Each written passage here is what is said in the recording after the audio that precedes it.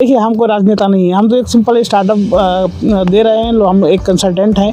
कई गांव में जब आप निकलते हैं और गांव में ऐसी तकनीकी समस्याएं आ जाती हैं, लोगों के पास कागज नहीं उपलब्ध हो पाते हैं। अभी हम उत्तराखंड, झारखंड और आसाम, इन 3 स्टेट में और कार्य करने के लिए जा रहे हैं। हमारी टीम वहाँ पे रेडी है। रूरल हब के माध्यम से गांव और ग्रामीण संसाधन की ओर से क्या संदेश देना चाहते हैं? उद्यम में नहीं लगा पा रहे हैं, मैन्युफैक्चरिंग सेक्टर में नहीं जा पा रहे हैं, तो मार्केटिंग से स्टार्ट करें। मार्केटिंग में ज़्यादा पैसा नहीं लगता। आप देख रहे हैं समग्र चेतना, और लोग कहते हैं जब उसूलों पर आ जाए तो टकराना जरूरी है, अगर जिंदा हो तो जिंदा नजर आना जरूरी है। ऐसे हमारे रूरल हब के संयोजक इंजीनियर गौरव कुमार गुप्ता जी हमारे साथ मौजूद हैं। सबसे बड़ा मुद्दा बेरोजगारी का मुद्दा है। आपका बहुत बहुत स्वागत है समग्र चेतना के साथ। गोपाल जी, धन्यवाद। सबसे पहले हम आपकी टीम को बधाई देंगे कि आप लोग एक सही दिशा में कार्य कर रहे हैं। जो बेरोजगारी का मुद्दा सबसे बड़ा उत्तर प्रदेश विधानसभा में नहीं सुनाई देता है, क्या मानना है आपका? देखिए, विधानसभा, राज्यसभा और लोकसभा, इनकी बातें ना करें। जो हम लोग एक स्टार्टअप लेके आए हैं, जिसमें हम लोगों को उद्यम लगाने के लिए, स्वरोजगार करने के लिए प्रेरित करते हैं, सलाह देते हैं, और उनको वो सारी सेवाएं एक सिंगल विंडो सर्विस में दे रहे हैं। उस संबंध में हमसे बात करिए। बाकी जो रही बात की वो राजनीतिक मुद्दा है कि सामाजिक मुद्दा है, या विधायक नहीं सुनते, सांसद नहीं सुनते, मुख्यमंत्री नहीं सुनते, ऐसा कुछ है नहीं। सरकार की योजनाएं हैं, आप उनका लाभ लीजिए और अपना उद्यम लगाइए। लगभग बेरोजगारी उत्तर प्रदेश में बढ़ रही है, इसका मूल कारण आप किसे मानते हैं? मानसिकता जी। आप किसी भी इंस्टीट्यूट में चले जाइए। आप सुबह जब घर में उठते हैं तो बच्चों से यही कहा जाता है, पढ़ाई लिखाई कर लो वरना नौकरी नहीं मिलेगी। ये मानसिकता ही लोगों को नौकरी की तरफ प्रेरित कर रही है। हम तो ये कहेंगे कि जो भी जिम्मेदार लोग हैं, घर में जिम्मेदार हैं, समाज में जिम्मेदार हैं, वो किसी भी समाज से हैं या किसी भी क्षेत्र से हैं, उनको अपने जो उनके बच्चे हैं या जो उनके ऊपर निर्भर लोग हैं, उनको स्वरोजगार की तरफ, उनको उद्यमिता स्थापना की तरफ प्रेरित करना चाहिए, ना कि नौकरी की तरफ प्रेरित करना चाहिए। आज भी गांव ग्रामीण के लोग जो हैं, हाँ, बच्चे पढ़ते हैं, बच्चों को प्रेरित करते हैं नौकरी के लिए, और लगातार उनको नौकरी के लिए प्रेरित करते रहते हैं। ऐसा आपका क्या मानना है? आखिर वो नौकरी के लिए प्रेरित करते हैं, शिक्षा, अगर उनको शिक्षा ग्रहण कराते हैं नौकरी के लिए, और काफ़ी अभिभावक आज भी बच्चों पर अपने प्रभाव डालते रहते हैं, इसकी नौकरी नहीं लगी, उसको टार्चर करते रहते हैं। आखिर नौकरी नहीं, घरों में भी और काफ़ी जगह पर लोग बेरोजगारी की बात घूम रहे हैं, इसका मानना क्या? देखिए, आपने जो सवाल पूछा उसका जवाब खुद ही दे दिया कि हर आदमी नौकरी की तरफ प्रोत्साहित करता है, उद्यमिता की तरफ कोई प्रोत्साहन नहीं करता है।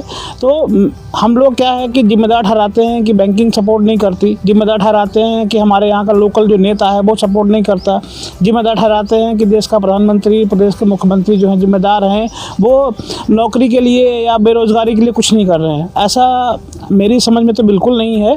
हमको अपने घर से, अपने परिवार से, अपने समाज से लोगों को उद्यमिता की तरफ, स्वरोजगार की तरफ प्रेरित करना चाहिए, ताकि जो भी हमारे संसाधन हैं खाली पड़े हुए हैं, या जो भी हमें लगता है कि ये इससे स्वरोजगार हो सकता है, उन सभी क्षेत्रों में आपको स्वरोजगार के लिए कार्य करने चाहिए, और इसके लिए रूरल हब कार्य कर रहा है।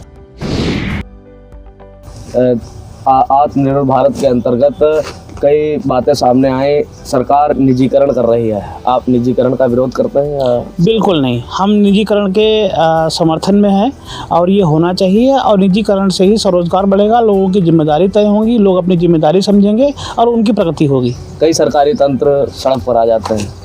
देखिए, वो सब राजनीति है। हम पहले आपसे कहा कि राजनीति से दूर रखिए। अपना जो एक स्टार्टअप है वो पूरे देश में हम लोग कार्य करने के लिए भी जा रहे हैं। हमको इधर-उधर घुमा दे रहे हैं। देखिए, हम कोई राजनेता नहीं है, हम तो एक सिंपल स्टार्टअप दे रहे हैं। हम एक कंसल्टेंट हैं, और जो हमारा कार्य है वो हम आपको बता रहे हैं।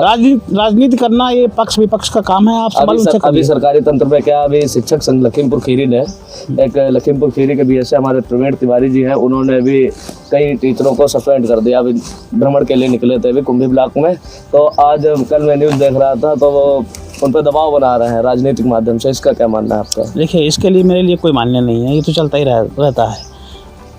अब अभी एक बात और है, अभी रूरल हब ने अभी तक कितने लोगों को स्वरोजगार दे दिया है? रूरल हब ने 257 लोगों को उत्तर प्रदेश में स्वरोजगार के लिए सिंगल विंडो सर्विस में अपनी सेवाएं दी हैं। अभी हम उत्तराखंड, झारखंड और आसाम, इन 3 स्टेट में और कार्य करने के लिए जा रहे हैं। हमारी टीम वहाँ पे रेडी है। सबसे अधिक आपकी टीम किस राज्य में प्रभावी है? सबसे ज़्यादा हमारी टीम उत्तर प्रदेश में प्रभारी है। उत्तर प्रदेश में टीम प्रभावी है, तब फिर भी लोग काफ़ी बेरोजगार घूम रहे हैं। आप लगातार लोगों के बीच में सेवा करते रहते हैं और लोगों को प्रेरित करते रहते हैं कि स्वरोजगार की ओर आइए।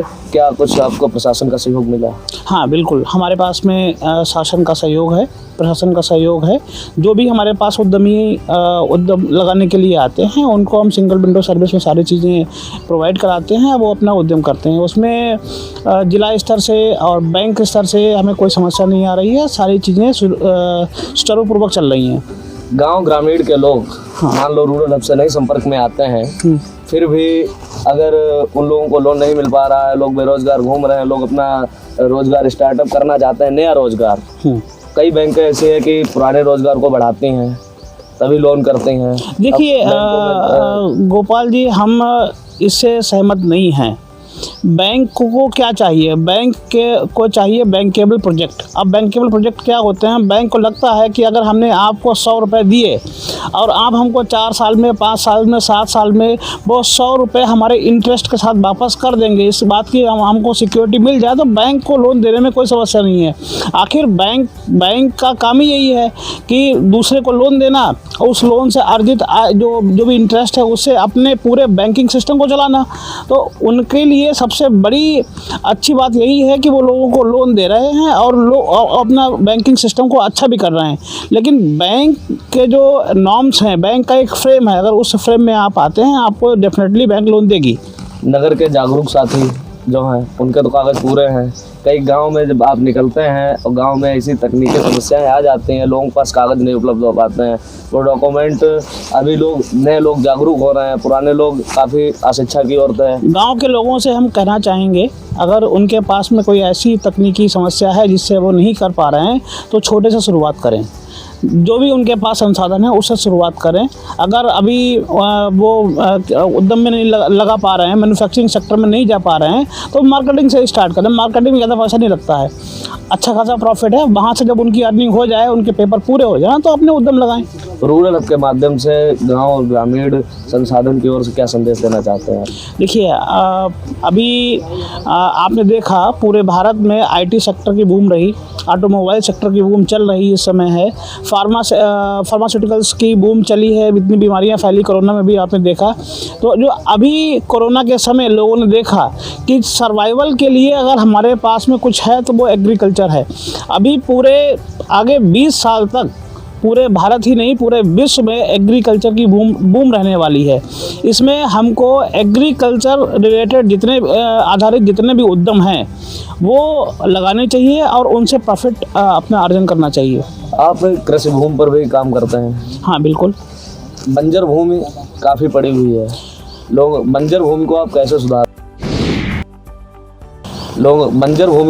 सुधारते हैं और सरकार के खाते में जाता है, क्या उस पर कुछ आए? देखिए, बंजर भूमि सुधारने से पहले हम आपको एक चीज़ और बता दें कि जैसे मानव शरीर में हीमोग्लोबिन होता है खून में, उसका काम होता है जितना भी हमारा जो हम लोग खाते हैं उसकी जो भी एनर्जी है उसको पूरे शरीर में सर्कुलेट करना।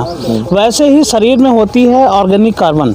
हमारे यहाँ का जो ऑर्गेनिक कार्बन है वो 0.18% से 0.5% एवरेज है, जबकि वो कम अच्छी खेती के लिए कम से कम 2% होना चाहिए। तो अभी हमको ऑर्गेनिक जो हमारा कार्बन है उसके एनहेंसमेंट के लिए हम लोग काम कर रहे हैं। उसमें जितना भी सह फसली खेती हो गया या गौ आधारित उत्पाद का इस्तेमाल हो गया, घन जीवामृत 10 पर्णी अर्क वगैरह हो गया, हम लोगों को प्रेरित कर रहे हैं कि वो प्राकृतिक खेती की तरफ जाएं, अपना ऑर्गेनिक कंटेंट बढ़ाएं ताकि जो उनका उत्पादन है वो बढ़ सके, अच्छा क्वालिटी वाला हो सके और मार्केट में वो अच्छा उसका दाम ले सकें। हमारा दूसरा मुद्दा है पराली। पराली से कई ग्रामीणों को काफ़ी आफत होती है, प्रशासन लगातार जागरूक कर रहा है, फिर भी पराली लोग जला रहे हैं।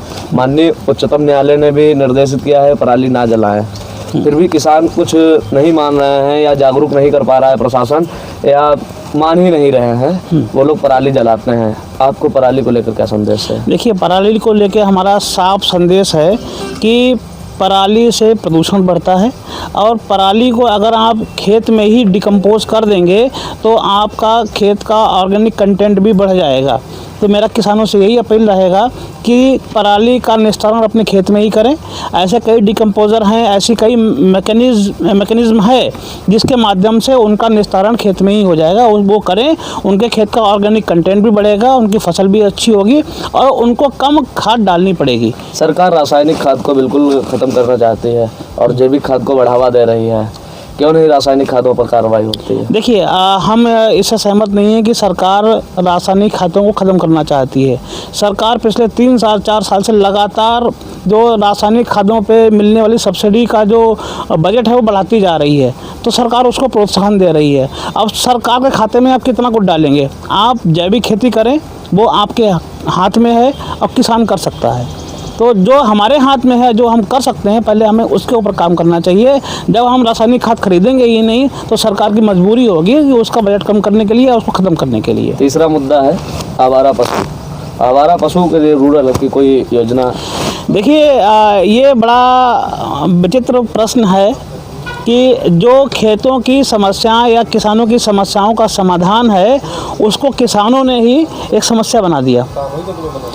हमारा जो देसी गौवंश है या जितना भी गौवंश है, ये गौवंश हमारे पृथ्वी यानी क्या नाम भूमि के ऑर्गेनिक कंटेंट को, वो सारी चीज़ों को बढ़ाते हैं जिससे हमारा उत्पादन अच्छा होता है।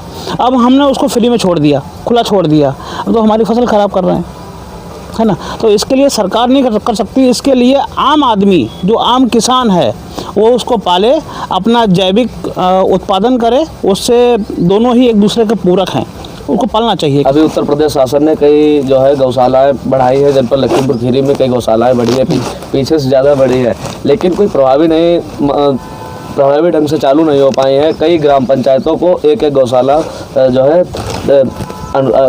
कई गौशालाओं में काम करने के लिए दिया गया है। कई ग्राम पंचायतें मिलकर के काम कर रही हैं, फिर भी प्रभावी नहीं हो पा रही हैं।